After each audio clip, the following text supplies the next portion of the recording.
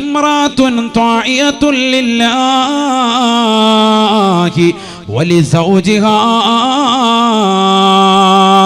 അള്ളാഹുവിനെ അനുസരിച്ചുകൊണ്ട് ജീവിക്കുന്നതായ ഏതൊരു സഹോദരിയുണ്ടോ, സ്വന്തം ഭർത്താവിനെ അനുസരിച്ചുകൊണ്ട് ജീവിക്കുന്നതായ സഹോദരിയുണ്ടോ, സ്വർഗമാണ്, സ്വർഗമാണ്. 4 സ്ത്രീകൾക്ക് സ്വർഗം അല്ലാഹുവിന്റെ റസൂൽ ഓർഡർ നൽകിയതാണ്. റസൂലല്ലാഹ് പഠിപ്പിച്ച വിഭാഗമാണ്. അതിലൊന്ന് ഇംറാത്തുൻ ത്വാഇയത്തുൻ ലില്ലാഹി വലിസൗജിഹാ. അള്ളാഹുവിനെ അനുസരിക്കുന്ന പെണ്ണാണ്, സ്വന്തം ഭർത്താവിനെ അനുസരിക്കുന്നതായ സഹോദരിയാണ്.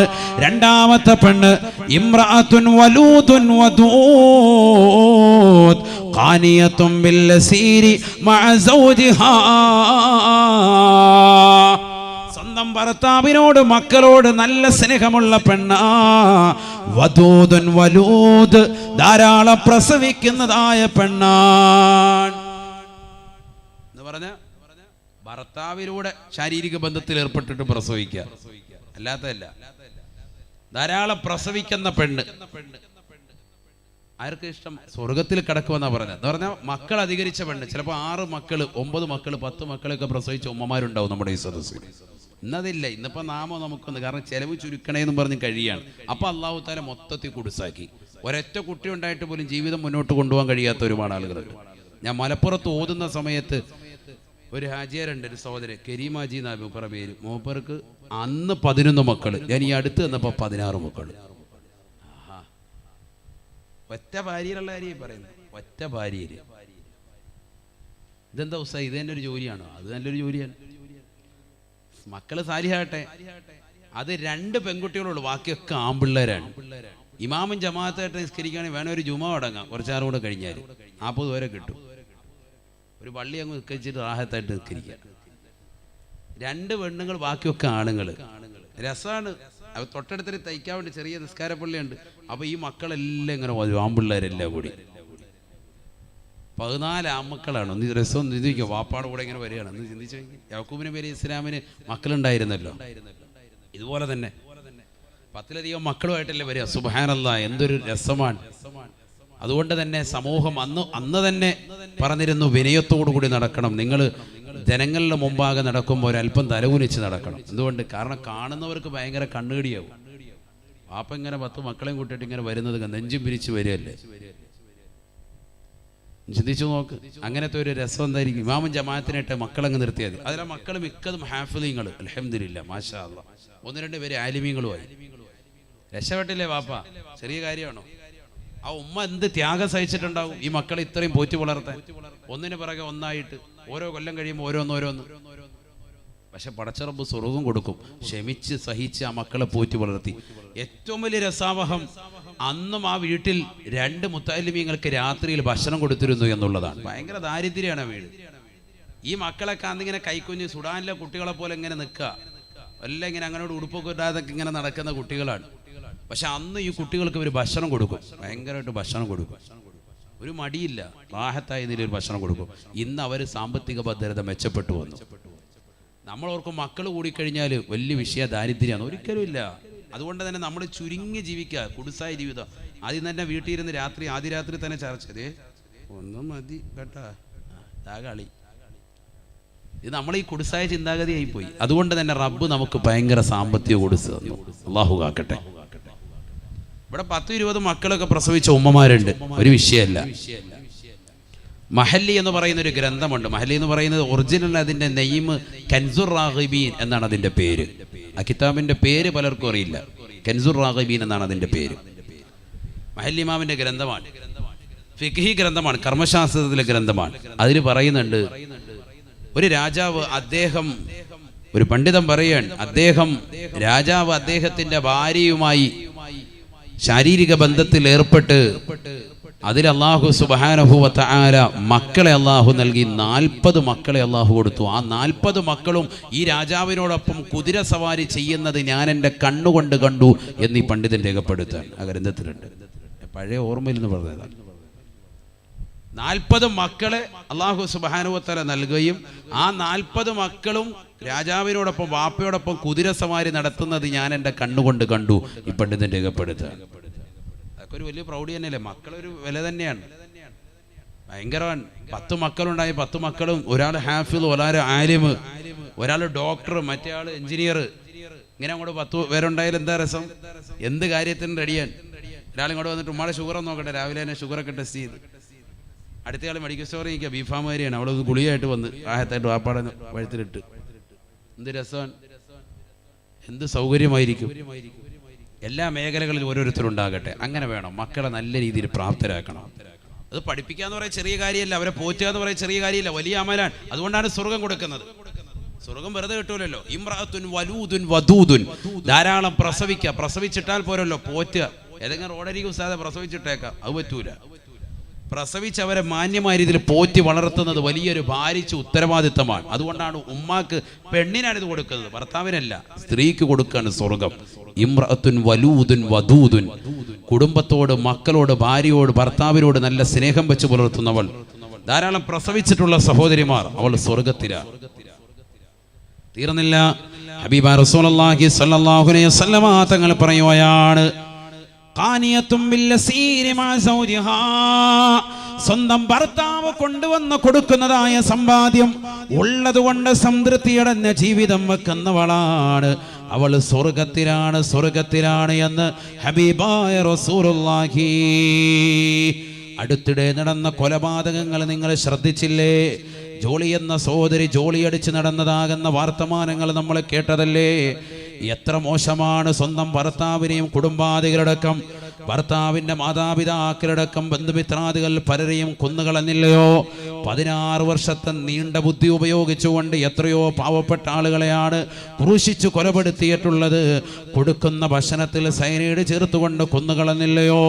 5 വയസ്സുള്ളൊരു കുട്ടി കൊടുത്തതാകുന്ന ബ്രെഡിൽ പോലും സയനൈഡ് പുരട്ടിയിട്ട് ആ പിഞ്ചോമനെ, പൊന്നുമോനെ പോലും കൊന്നുകളയാനുള്ളതാകുന്ന മനസ്സ് ആ സഹോദരിക്ക് പടച്ചിറപ്പ് കൊടുത്തില്ലയോ? എത്ര മോശമായ മനസ്സാണ്. നഊദുബില്ലാ. വളരെ ശ്രദ്ധിക്കേണ്ട പാഠമാണ്. എന്തുകൊണ്ടാണ് ഞാനിത് ചെയ്യാനുള്ള കാരണം? പോലീസുകാരോട്, മേലുദ്യോഗസ്ഥരോട് പെണ്ണ് പറഞ്ഞത്, എനിക്ക് സന്തോഷകരമാകുന്ന ജീവിതമില്ല, ആനന്ദകരമാകുന്ന ജീവിതമില്ല, എൻ്റെ ഭർത്താവ് കൊണ്ടുവരുന്ന സമ്പാദ്യം എന്നെ സംബന്ധിച്ചിടത്തോളം കുറവാണ്. ആഡംബര ജീവിതം കൊതിച്ചവളാണ് അവൾ. മിക്ക ദിവസവും ബ്യൂട്ടീഷ്യൻ്റെ അടുക്കൽ ചെല്ലും. എന്താ ജോലി? എന്താ? നമ്മൾ ഇന്നടുത്ത് IT ജോലി, ഭയങ്കര ജോലിയാണ്, സാറാണ്, മാഷാണ്. ചില ആളുകൾ ഇപ്പോഴും അങ്ങനെയുണ്ട്. ആളുകൾക്കിടയിൽ കള്ളം പറഞ്ഞുകൊണ്ട് ജോലി ചെയ്യുന്നവർ നമുക്കിടയിലുണ്ട്. സമൂഹത്തിലെ ആൾക്കാർ ഓർക്കും, പോലീസ് ഉദ്യോഗസ്ഥനാണ്. പഴയ റിട്ടയർഡ് SI ആയാലും ഇപ്പോഴും SI ആയിട്ട് ചമഞ്ഞുകൊണ്ട് കടയിൽ കയറി അടിച്ച പൊറോട്ടയും ബീഫ് യാ അല്ലാ എന്ന് പറഞ്ഞ് അടിച്ചിട്ട് പൈസ കൊടുക്കാതെ ഇറങ്ങിപ്പോകുന്ന ടീംസ് ഉണ്ട് ഇപ്പോഴും. അങ്ങനെയുണ്ട്. ചിലപ്പോൾ അതുമായിട്ടൊരു ബന്ധം ഉണ്ടാവൂല. പോലീസ് അവിടെ ചെന്നൊരു ചായ ഒഴിച്ചു കൊടുക്കായിരിക്കും, എന്നാലും അതും പറഞ്ഞിട്ട് ആളുകളെ ക്രൂശിക്കുന്നവരുണ്ട്, മേന്മ നടിക്കുന്നവരുണ്ട്. അതിൽപ്പെട്ടവളായിരുന്നു. എന്താ അവർ പറഞ്ഞത്? ഭർത്താവിന്റെ സമ്പാദ്യത്തിൽ കുറവ് വന്നു, അതാണ് അവളുടെ വിഷയം. അത് പാടില്ല.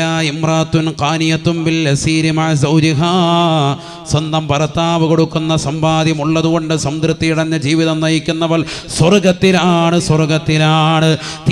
തീർന്നില്ല.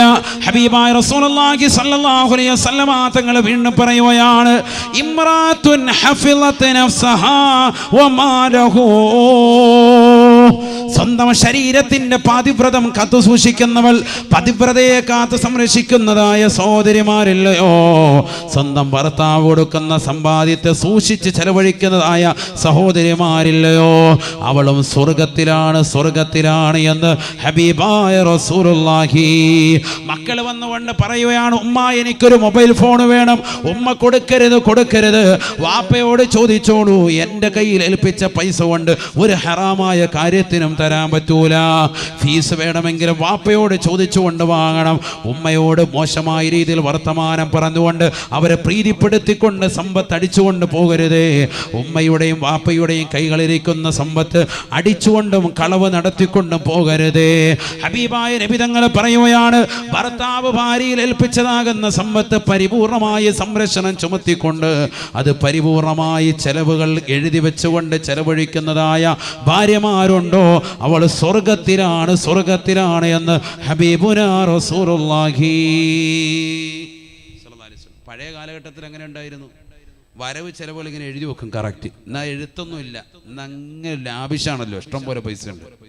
പണ്ട് 200 രൂപ എടുത്തിട്ട് പോവാൻ ഒരാഴ്ചത്തേക്ക് ഓടിച്ചോണം കേട്ടോ, അല്ലെങ്കിൽ 100 രൂപ എടുത്തിട്ട് പോവാൻ. പോയിട്ട് തിരിച്ചു വരുമ്പോൾ നമ്മൾ ചോദിക്കുക മിച്ചമുണ്ടോ? മിച്ചമേ ഉള്ളൂ, 90 രൂപ മിച്ചിരിക്കുകയാണ്, 10 രൂപ ആയിട്ടുള്ളൂ. കാരണം അവർ പല ചമ്മന്തിയൊക്കെ അരച്ചിട്ട് അഡ്ജസ്റ്റ് ചെയ്ത് ജീവിക്കുക. വിഷയമില്ല, മീനൊന്നും വാങ്ങിയിട്ടില്ല ഇയാൾ പോയതിനു ശേഷം. അങ്ങനെ കഴിഞ്ഞാൽ ഒരാഴ്ച അവർ അഡ്ജസ്റ്റ് ചെയ്ത് കഴിഞ്ഞ് ഈ 90 രൂപ കൊണ്ട് അവർ വേറെ ഒരുപാട് വീട്ടിലേക്ക് വേണ്ടുന്ന സാധന സാമഗ്രി വാങ്ങിച്ചു വെക്കും. പഴയ ഉമ്മമാരങ്ങനെയാണ്, അവരാ പൈസ മിച്ചം വെക്കും. സ്ത്രീകളുടെ കയ്യിൽ പൈസ വരുന്നത് അങ്ങനെയാണ്, അവരങ്ങനെ ചെയ്തിരുന്നത്. ഇന്നങ്ങനെയല്ല. ഇന്ന് പൈസ ഇഷ്ടം പോലെ ചോദിക്കുക. അതെ, 499 രൂപ വേണം കേട്ടോ. അതെന്തിനാ? അത് നമ്മുടെ അംബാനി മാമന്റെ റീചാർജ് ചെയ്യണ്ടേ, 2 GB. പിന്നെ നിങ്ങൾക്ക് മാത്രം മതിയോ? നിങ്ങൾ 2 GB ഉപയോഗിക്കുന്നില്ലേ? ഇതാ കളി. അപ്പോൾ ഉടനെ പൈസ 499 രൂപ. അത് പോയ വഴി അറിഞ്ഞില്ല. പിന്നെ ഇവള് ഇത് തന്നെ പരിപാടി എത്തിക്കൊണ്ട് ഇപ്പോഴും അപ്പുറത്തിരുന്നിട്ട് ഇത് തന്നെ ആയിരിക്കും പരിപാടി. മനസ്സിലായി? അല്ല, ഇത് പറയണ്ടേ?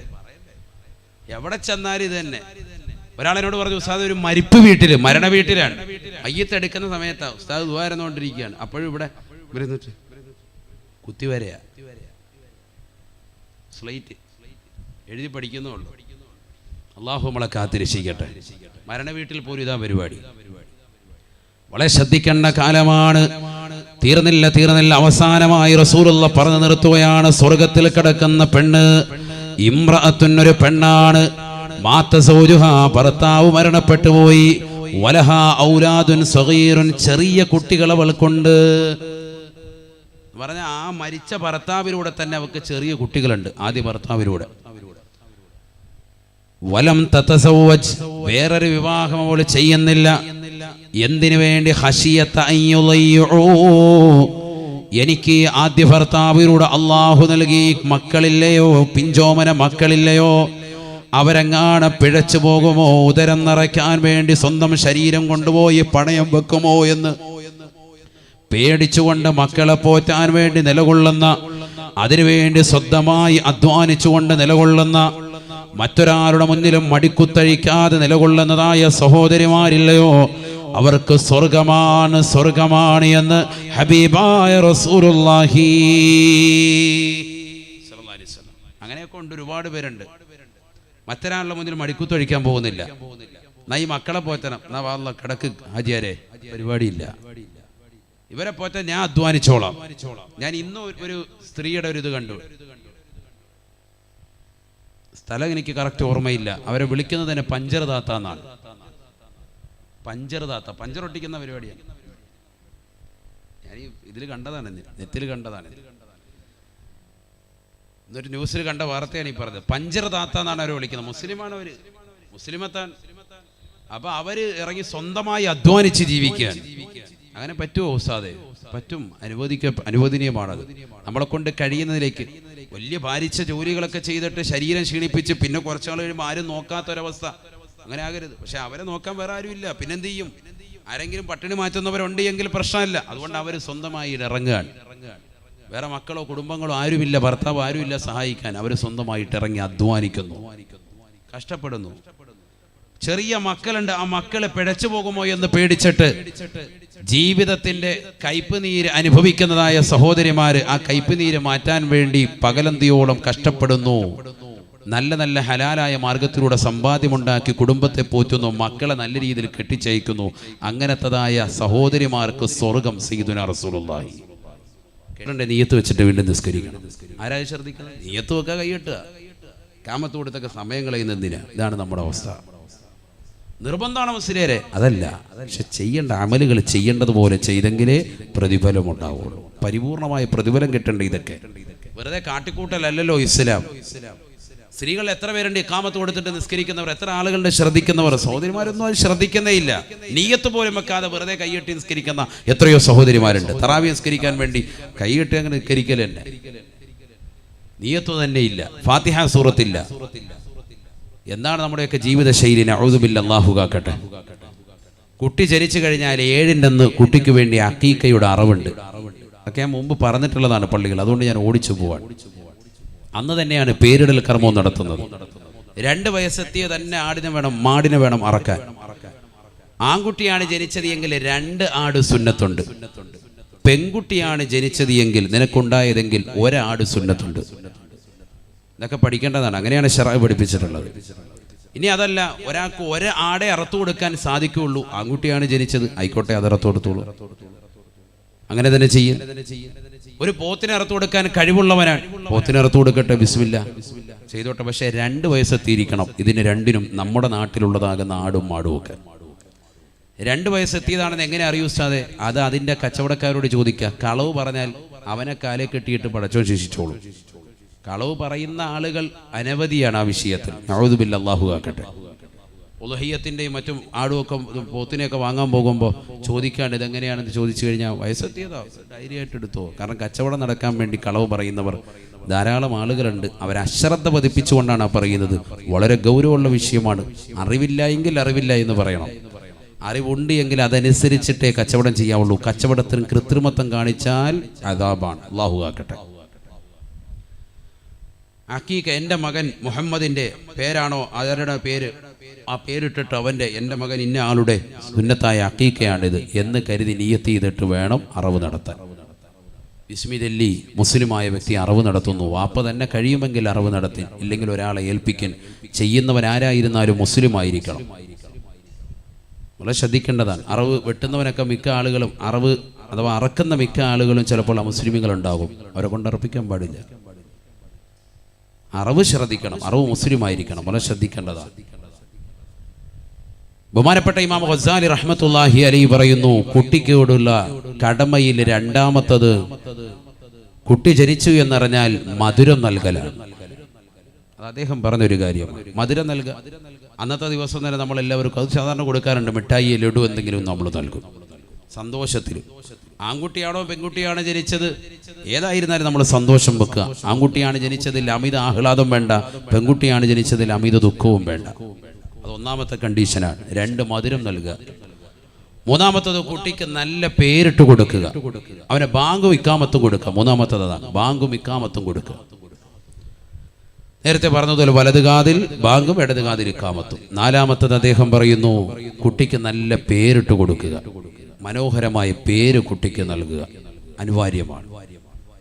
5ാമത്തത് കുട്ടിക്ക് ദീൻ നൽകുക. ഉടനെയല്ല, കുട്ടി വളർന്ന് വലുതാകുമ്പോൾ ദീൻ കൊടുക്കുക. അവൻ അദബ് ശീലിപ്പിക്കുക. കുട്ടിയെ ചെറുപ്പം മുതലേ അദബ് ശീലിപ്പിക്കണം. ബഹുമാനപ്പെട്ട അലി റളിയല്ലാഹു അൻഹു പറഞ്ഞു 3 കാര്യങ്ങൾ വളരെ ഗൗരവത്തിലെടുക്കേണ്ട വിഷയമാണ്. അദ്ദേഹം പറഞ്ഞു, 1 വയസ്സ് മുതൽ 7 വയസ്സ് വരെ, അഥവാ കുട്ടി ജനിച്ചത് മുതൽ 7 വയസ്സ് വരെ മാതാപിതാക്കൾ കുട്ടികളോടൊപ്പം കളിക്കണം. ലാഇബുഹും സബ്അ, അലി റളിയല്ലാഹു അൻഹു വാക്കാണ്. 7 വയസ്സ് വരെ കുട്ടിയോടൊപ്പം വാപ്പയും ഉമ്മയും ശരിക്ക് കളിതമാശയിൽ ഏർപ്പെടണം. അവനെ കളിപ്പിക്കുക, പന്ത് കളിപ്പിക്കുക, മറ്റു കാര്യങ്ങളൊക്കെ. ആ സമയത്ത് ഉസ്താദെ പ്രതിമകൾ അനുവദനീയമാണോ? ചെറിയ രീതിക്കുള്ള പ്രതിമകളൊക്കെ വെച്ചിട്ട് ചിലപ്പോൾ നമ്മൾ കളിപ്പാട്ടങ്ങൾ വെച്ച് കൊടുക്കും. അത് അനുവദനീയമാണോ? പറ്റുന്നതാണ്. കുറേ പേരുടെ സംശയങ്ങളുടെ ഒരു ഉത്തരമാണ് ഈ വാത് കേട്ടോ. ചില ആളുകൾ ഒരുപാട് ക്വസ്റ്റ്യൻ ചോദിച്ചിട്ടുണ്ട്. അതിനുള്ളൊരു ഉത്തരമാണ് ഈ നൽകുന്നത്. പ്രത്യേകിച്ച് സഹോദരിമാർ, കളിപ്പാട്ടങ്ങൾ കൊടുക്കാൻ പറ്റുമോ കുട്ടികൾക്ക്? കളിപ്പാട്ടം കൂടെ അവരുടെ പ്രായം അതാണ്. സ്വർണം നൽകാൻ പറ്റുമോ പുരുഷന്മാർക്ക്? വകതിരിവെത്തുന്നത് വരെ കൊടുക്കാമെന്ന് പറഞ്ഞ പണ്ഡിതന്മാർ ഷാഫി മദ്ഹബിലുണ്ട്. കുട്ടിക്ക് വകതിരിവെത്തുന്നൊരു പ്രായം വരെ, അതുപോലെ 5 വയസ്സ് വരെ 6 വയസ്സ് വരെയൊക്കെ ആൺകുട്ടികൾക്ക് സ്വർണം ധരിപ്പിക്കുക. അതാണല്ലോ മസല. സ്വർണം ധരിപ്പിക്കാൻ പറ്റുമോ? കുട്ടിക്ക് നമ്മൾ കയ്യിൽ ചെയിനിട്ട് കൊടുക്കുമല്ലോ, കാല് കെട്ടി കൊടുക്കും, വള സ്വർണത്തിന്റെ തള കെട്ടിയിട്ട് കൊടുക്കും. പറ്റുമോ? പറ്റും. ഒരു 5-6 വയസ്സ് വരെ പറ്റുമെന്നാണ് പണ്ഡിതന്മാർ. ആൺകുട്ടികളുടെ, പെൺകുട്ടികൾ എന്തായാലും പറ്റും. ഇലാ യൗമിൽ ഖിയാമ പറ്റും. പക്ഷെ അതൊന്ന് അമിതമാക്കണ്ട. ചിലർ നെഞ്ചത്ത് വലിയൊരു സംഭവം, കയ്യിൽ 2 കയ്യിലും ഉണ്ട്, കഴുത്തേലും ഉണ്ട്, ചെവിയിൽ ഒന്നായിട്ട് അങ്ങ് ഇട്ട് കൊടുത്തിരി. അങ്ങനെ വേണ്ട.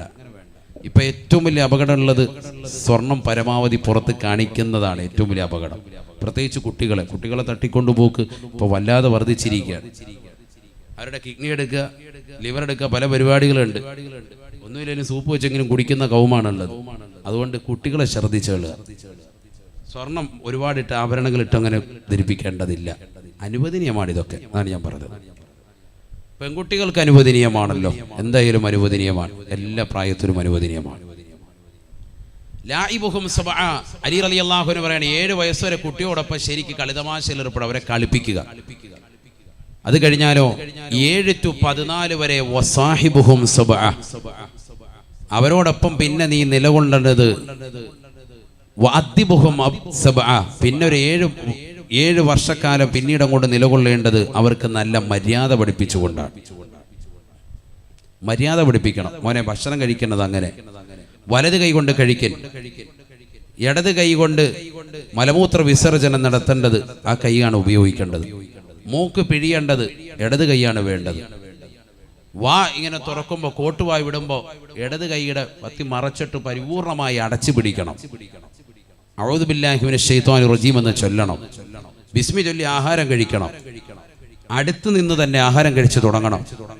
വാപ്പയും ഉമ്മയും ഇരിക്കുന്ന സദസ്സിൽ മക്കൾ വന്നിട്ട് ഇരിക്കാൻ പാടില്ല, ചമ്രം പടിഞ്ഞിരിക്കാൻ പാടില്ല. ഒരു കാലിന്മേൽ മറ്റൊരു കാല് കയറ്റി വെച്ച് കണ്ടിരിക്കാൻ പാടില്ല. അതൊക്കെ മിക്ക ഇന്ന് സമൂഹത്തിൽ കാണുന്ന സംഭവങ്ങളാണ്. ഉസ്താദ് വന്നാലും നാട്ടുകാർ വാപ്പ വന്നാലും ഈ കളിയാ, ഒരു കാലും മറ്റേ കാല് വെച്ചിട്ടിരിക്കുക. ആ കളി ഉസ്താദെന്നല്ല, എവിടെ ആയാലും പാടില്ലല്ലോ. നമ്മളെ ശ്രദ്ധിക്കാൻ അതബ് കെട്ട ഇരുത്താണത്. നിങ്ങൾ മനസ്സിലാക്കി, നിങ്ങളെ ഭയങ്കര വില വെച്ചെന്ന് നമ്മുടെ മനസ്സിൽ എന്നാന്നറിയോ, പടിജാഹിലാണല്ലോ റബ്ബ് ഇരിക്കുന്നത് എന്നുള്ള ചിന്ത അപ്പോഴേ മനസ്സ് വന്നു കഴിഞ്ഞു. നമ്മൾ ഇന്ന് കണ്ടത് പടിജാഹിലിനെയാണല്ലോ.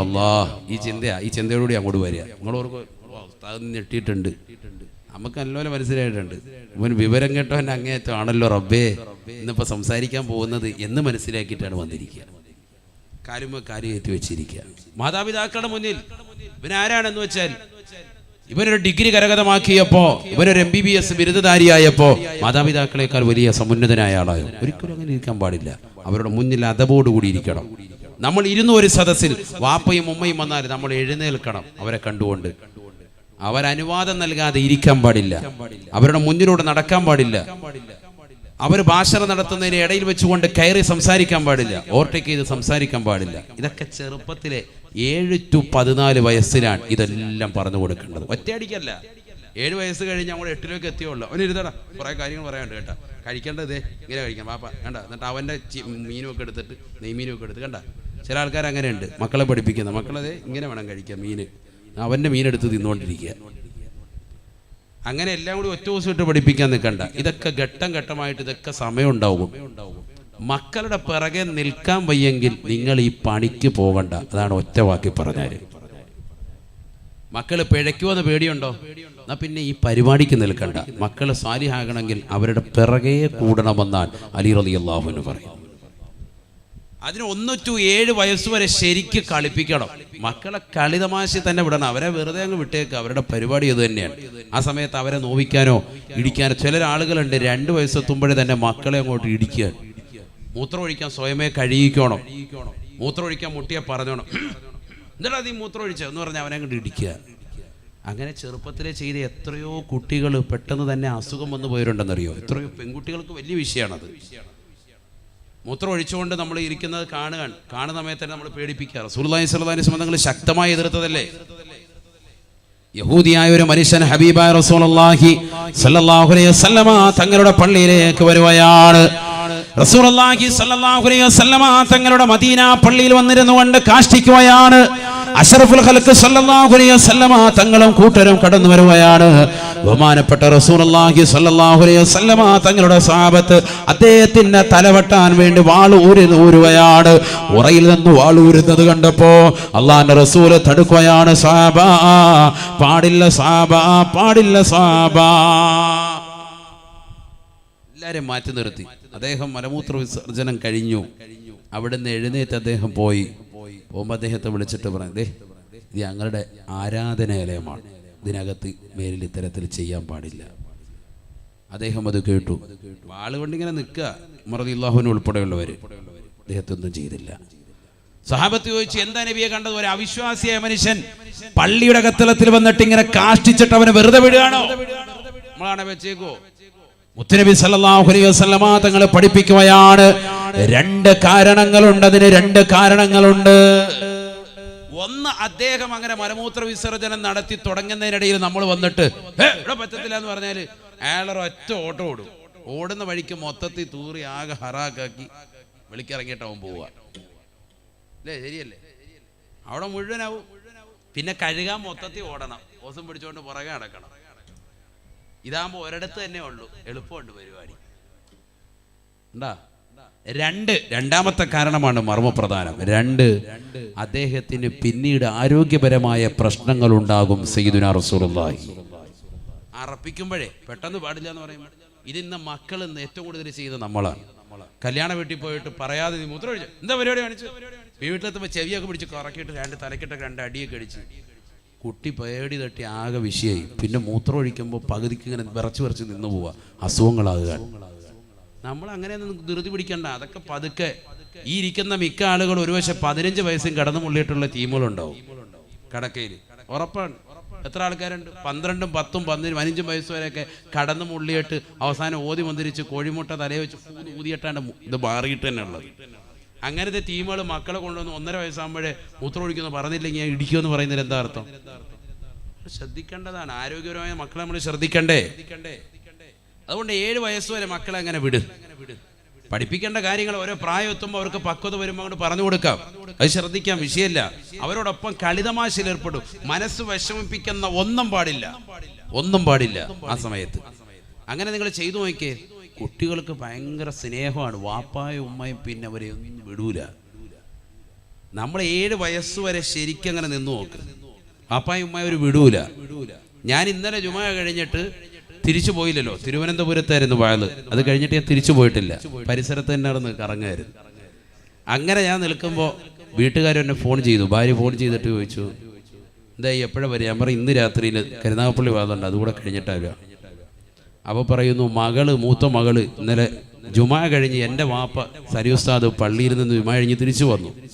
2:30 ആയപ്പോൾ വീട്ടിലെത്തിയപ്പോൾ മകള് ചോദിച്ചു, അപ്പായി ഉസ്താദാണല്ലോ, അപ്പ പള്ളിയിൽ പോയിട്ട് വന്നല്ല, എന്നിട്ടെന്താ അബ്ബ വരാത്തെന്താ? അബ്ബ എന്നാണ് എന്നെ വിളിക്കുക. അബുനെന്ന് പറഞ്ഞാൽ വാപ്പ എന്നാണല്ലോ. അപ്പോൾ അവളുടെ ഏറ്റവും എളുപ്പമാകുന്ന വാചകത്തിൽ അങ്ങനെ തന്നെ അങ്ങ് ശീലിപ്പിച്ചു, അബ്ബ എന്നാണ് വിളിക്കുക. അബ്ബ എന്താണ് വരാത്തത്? ഉമ്മയോട് ചോദിക്കുകയാണ്, ഭാര്യയോട് ചോദിക്കുകയാണ്. അപ്പോൾ അവർ പറഞ്ഞു, അത് പ്രസംഗം ഉള്ളത് കൊണ്ടാണ്. അപ്പം വാപ്പാക്ക് പ്രസംഗം ഇല്ലേ? വാപ്പാക്ക് എന്താ പ്രസംഗം ഇല്ലേ? അതായത് കൊച്ചുകുട്ടിയുടെ കാരണം എന്തുകൊണ്ടാണ്? നമ്മൾ കുറച്ച് ദിവസങ്ങളെ ഉള്ളൂ എങ്കിലും നമ്മളോടുള്ള ഒരു സ്നേഹം അവരുടെ മനസ്സിലങ്ങനെ നിറഞ്ഞു നിൽക്കുകയാണ്. അതുകൊണ്ട് തന്നെ അവർ കുറച്ച് സമയം നമ്മളെ കാണാതാകുമ്പോൾ പള്ളിയിൽ നിന്ന് മറ്റുള്ളവരൊക്കെ വന്നിട്ട് പോലും എൻ്റെ വാപ്പ എന്തുകൊണ്ട് വന്നില്ല എന്നുള്ള ചിന്ത അവരുടെ മനസ്സിലേക്ക് പെട്ടെന്ന് കടന്നു വരികയാണ്. അവരുടെ മനസ്സിൽ അതാണ് ചിന്ത. എന്തുകൊണ്ട് മറ്റുള്ളവരൊക്കെ പള്ളിയിൽ നിന്ന് വന്നിട്ടും എൻ്റെ വാപ്പ എന്തുകൊണ്ട് വന്നില്ല? അതാണ് ചിന്തിക്കേണ്ടത്. നമ്മൾ കൊടുക്കുന്ന സ്നേഹം എത്രത്തോളം ഉണ്ടോ അതിനനുസരിച്ച് തിരിച്ചും കിട്ടും. അങ്ങനെയാണ് മക്കൾ. എൻ്റെ ജീവിതത്തിൽ കൂടുതൽ അവരെ കിട്ടൂല. കാരണം നമ്മൾ ഈ വാതിന് വേണ്ടി ഇങ്ങനെ ഓട്ടമാണ്. ഇപ്പം ഇന്നിപ്പോൾ രാത്രി ചെന്നാൽ കുട്ടികൾ എന്തായാലും ഉറക്കമായിരിക്കും. രാവിലെ കുട്ടികൾ എഴുന്നേൽക്കുമ്പോൾ ചിലപ്പോൾ ഞാൻ സുബഹി കഴിഞ്ഞിട്ട് ചിലപ്പോൾ ഇച്ചിരി നേരം ഉദയം കഴിയുമ്പോൾ ചിലപ്പോൾ കടക്കും. ആ സമയത്ത് ഇനി കടക്കാൻ പറ്റുള്ളൂ. സുബഹി എടുത്തോട്ട് ഇനി ചെല്ലുക. അപ്പോൾ എന്തായാലും ഒരു 11 മണിയാകുമ്പോൾ എഴുന്നേറ്റ് കഴിഞ്ഞാൽ പിന്നെ എനിക്ക് പോകേണ്ട ടൈമായി. നാളെ എനിക്ക് പുതിയകാവ് എന്ന് പറയുന്ന കരുനാഗപ്പള്ളിയിലല്ല, പുതിയകാവ് എന്ന് പറയുന്നതുകൊണ്ട് സ്ഥലമുണ്ട്. തൃശ്ശൂർ ജില്ലയിലെ കയ്പമംഗലത്തിനടുത്തുള്ള പ്രദേശമാണ്. അവിടെയാണ് നാളത്തെ വാഴ. അപ്പോൾ ഇവിടുന്ന് ഒരു 5 മണിക്കൂർ ട്രാവലുണ്ട്. നാളെ എനിക്ക് അങ്ങോട്ട് പോകണം. മറ്റന്നാൾ പിന്നെ അവിടുന്ന് എനിക്ക് വെളിയങ്കോട് ഉമർ ഖാദിർ റളിയല്ലാഹുവിൻ്റെ മക്കാമിൻ്റെ പരിസരത്താണ് പ്രഭാഷണമുള്ളത്. അപ്പോൾ അവിടുന്ന് അങ്ങോട്ട് പോകണം. ഇങ്ങനെ ഓട്ടം കഴിഞ്ഞെല്ലാം വരുന്ന വ്യാഴാഴ്ചയായിരിക്കും വരുന്നത്.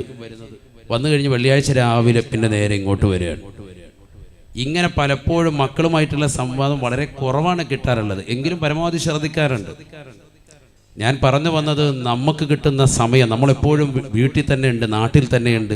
ജോലി കഴിഞ്ഞ് അന്നന്ന് വീട്ടിൽ വരാനുള്ള സാഹചര്യമാണ് ഇരിക്കുന്ന അധികം ആളുകൾക്കുള്ളത്. എന്നിട്ടും നമ്മുടെ മക്കൾ ഒളിച്ചോടി പോവുകയാണെങ്കിൽ നഊദു ബില്ലാഹ്, അല്ലാഹു നമ്മളെ കാത്തുരക്ഷിക്കട്ടെ. മക്കളെ ശരിക്ക് സ്നേഹം കൊടുക്കുക. അതാണ് അലി റളിയല്ലാഹു അൻഹു പറഞ്ഞ വാക്കതാണ്. 7 വയസ്സുവരെ അവരെ പിടിക്കുക, ശരിക്ക് പിടിക്കുക. പാപ്പായി ഉമ്മായി രണ്ടുപേരും കൂടുക, കളിപ്പിക്കുന്നതിൽ മക്കളോടൊപ്പം കൂടുക. അതാണ് അവരോട് പുറകെ നിൽക്കുക. പാപ്പ വലിയ പ്രായം ചെന്ന വ്യക്തിയാണെന്ന് പറഞ്ഞ് മാറി നിൽക്കണ്ട, പന്ത് കളിക്കാൻ അവരോട് കൂടെ കൂടണം. ഹബീബായ റസൂലുള്ളാഹി സ്വല്ലല്ലാഹു അലൈഹി വസല്ലം തങ്ങളെ പരിചയമില്ലയോ? അഷ്റഫുൽ ഖൽഖല്ലയോ, ലോകത്തിന്റെ നായകനല്ലയോ? എത്രയേറെ പ്രശ്നങ്ങൾ അല്ലാഹുവിന്റെ റസൂല് അവിടുന്ന് പരിഹരിച്ച വ്യക്തിയാണ്. അന്താരാഷ്ട്ര കാര്യങ്ങളിൽ ഇടപെടുമ്പോൾ പോലും പ്രവാചകൻ തന്റെ കുടുംബത്തിന്റെ കാര്യം ഇടപെടുകയാണ്. ബഹുമാനപ്പെട്ട ഹസൻ ഹുസൈൻ റളിയല്ലാഹു അൻഹും ആരാണവർ? മുത്തുനബിയുടെ അനുയായികളല്ലയോ? അള്ളാന്റെ റസൂലിൻ്റെതാകുന്ന മക്കളല്ലയോ? ആ കൊച്ചുമക്കൾ റസൂലുള്ളാഹി സ്വല്ലല്ലാഹു അലൈഹി വസല്ലമ തങ്ങൾ അവരെ തോളിലിരുത്തിക്കൊണ്ട് കളിപ്പിക്കുകയാണ്. ബഹുമാനപ്പെട്ട ഉമർ റളിയല്ലാഹു തആല ഒരിക്കൽ അവരെ കാണുകയാണ്. അള്ളാന്റെ റസൂലിനെ കാണുമ്പോൾ റസൂലുള്ള തലയിൽ ഇരുത്തിക്കൊണ്ട് കുതിര കളിപ്പിക്കുകയാണ്. ബഹുമാനപ്പെട്ട ഉമർ ഇബ്നുൽ ഖത്താബ് റളിയല്ലാഹു തആല പറയുകയാണ്, നിഅമൽ ഫറസു തഹ്തകും, എത്ര നല്ല കുതിരയാണ്, എത്ര നല്ല കുതിരയാണ്, കുതിരയാണ്. നിങ്ങൾ കുതിര പുറത്താണല്ലോ കയറിയിരിക്കുന്നത്, നിങ്ങളുടെ താഴെയുള്ളത് എത്ര മനോഹരമായ കുതിരയാണ്, കുതിരയാണ്. അള്ളാന്റെ റസൂലുടനെ പുഞ്ചിരിച്ചുകൊണ്ട് പറയുകയാ, തന്റെ പിഞ്ചോമന മക്കളെ തോളിലെടുത്തുകൊണ്ട് കുതിര കളിപ്പിക്കുകയാണ്. കുതിര നടക്കുന്നത് പോലെ നടക്കുകയാണ്. അള്ളാന്റെ റസൂലുടനെ തന്നെ പറയുകയാണ്, വനിഅമൽ ഫാരിസാനി, ഉമറേ ഉമറേ, എത്ര നല്ല സവാരിക്കാരാണ് ഇവരെന്നറിയുമോ എന്ന് ഹബീബുനാ ശഫീഉനാ റസൂലുള്ളാഹി. ഞാൻ നല്ല കുതിരയാണ് എങ്കിൽ ആ കുതിരപ്പുറത്ത് മാന്യമായ രീതിയിൽ യാത്ര ചെയ്യാൻ അറിയാവുന്ന നല്ല രണ്ട് സവാരിക്കാരാണ് ഇവർ കേട്ടോ. സയ്യിദുനാ റസൂലുള്ളാഹി വനിഅമൽ ഫാരിസാനിഹുമാ സയ്യിദുനാ റസൂലുള്ളാഹി. നമ്മളാണെങ്കിൽ നമ്മുടെ വീട്ടിൽ നിന്ന് വരുമ്പോഴത്തേക്ക് നമ്മളിങ്ങനെ തോളത്ത് കളിപ്പിച്ചുകൊണ്ടിരിക്കുക, ആയി നല്ല കുതിരയാണല്ലോ താഴെ കിടക്കുന്നത്. ഇങ്ങനെ പറഞ്ഞു കഴിഞ്ഞാൽ പിള്ളേരെ ചെവിക്ക് രണ്ടടി കൊടുക്കും, കൊണ്ട് ഇറങ്ങണാവേ രണ്ട് ചാടിച്ച്. ചെവി ആ പരിപാടിയൊന്നും ഇല്ല, ഇതിന്റെ പുറകെ തന്നെ നിൽക്കുക.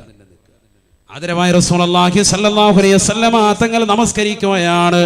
നബി തങ്ങൾ സുജൂദിൽ കിടക്കുന്ന സമയത്ത് ബഹുമാനപ്പെട്ട ഹസൻ ഹുസൈൻ റളിയല്ലാഹു അൻഹുമ ഇതേ രീതിയിൽ കളിക്കുകയാണ്. കാരണം നമസ്കാരത്തിലല്ലാത്തപ്പോൾ നബി ഇങ്ങനെ ചെയ്തിട്ടുണ്ട്. അപ്പൊ കുട്ടികൾക്ക് സുജൂദി കിടക്കുന്ന കണ്ടപ്പോ അവർക്ക് തോന്നി ആ കുതിര കളിയാണെന്ന്. ഓടി വന്ന് തോളത്ത് കയറും.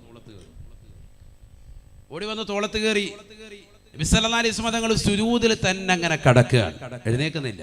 കാരണം എന്താ? അവർ കളിച്ചോട്ടെ, അവർക്ക് ഞാൻ എഴുന്നേക്കുമ്പോൾ അവർക്കൊരു ബുദ്ധിമുട്ടാകണ്ട, മറിഞ്ഞു വീഴണ്ട. അതിന് നബി സുജൂദിൽ കുറെ നേരം ദീർഘിച്ച് കിടന്നു. നമ്മളാണെങ്കിൽ നിസ്കാരത്തിൽ ഞാൻ അങ്ങോട്ട് കയറരുതെന്ന് പറഞ്ഞിട്ടുള്ളല്ലേ നിസ്കാര മുറിയിലോട്ട്. അവനെ ശരിക്ക് ഇടിച്ച് തകർത്ത് ആകെ ബച്ചയും ബഹളവും, പെണ്ണുങ്ങളെ വിളിച്ചിട്ട് ഇവനെ കൊണ്ടു കാലേ വരി ഒരൊറ്റ ഏറ്, വാതിലിൻ്റെ രണ്ടാട ഒറ്റ ബഹളമായിരിക്കും. ഇതാണ് കാരുണ്യം സയ്യിദുനാ റസൂലുള്ളാഹി.